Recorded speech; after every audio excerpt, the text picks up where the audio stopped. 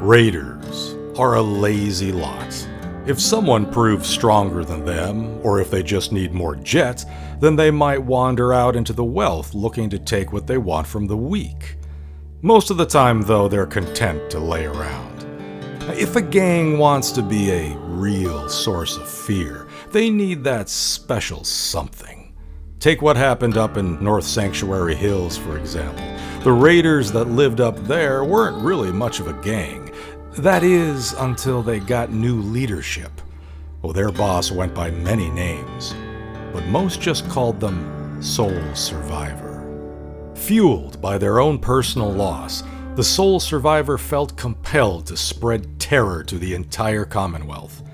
To do that, they needed to build a base of operations.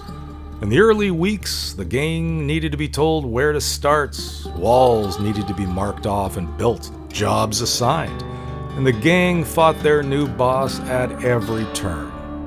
Leadership is exhausting, and leading a group of violent psychopaths doubly so. It was enough to fray at the edges of the Soul Survivor's sanity.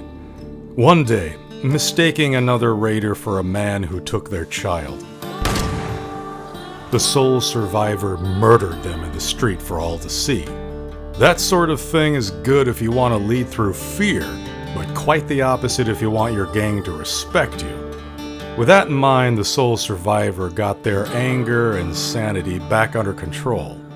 From then on, they satisfied their murderous urges under cover of night, leaving only raider corpses and rumors behind. The settlement grew with each passing day, and soon became known as Raiders' Sanctuary. The Soul Survivor knew they needed merchants and industry to fuel the gang's rise. Fortunately, strange folks who wanted to make some caps weren't in short supply in the Commonwealth. Merchants seemed to arrive overnight, setting up disreputable bars and shops within the relative safety of their little raider town. Scrappers wandered into the community looking for an easy place to steal some junk. Some of them even lived long enough to choose to stay and set up within the walls of this disreputable community. Clean water and a reliable source of power soon followed. For the gang in the Raiders' Sanctuary, those were the days of booze and bloodleaf. Sure, it may not have been the prettiest settlement in the wealth, but then it was never supposed to be. It was a means to an end, a base of operations from which the gang could build its reputation.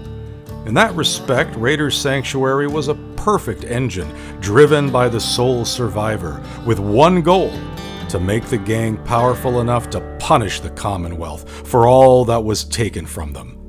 And punish they did.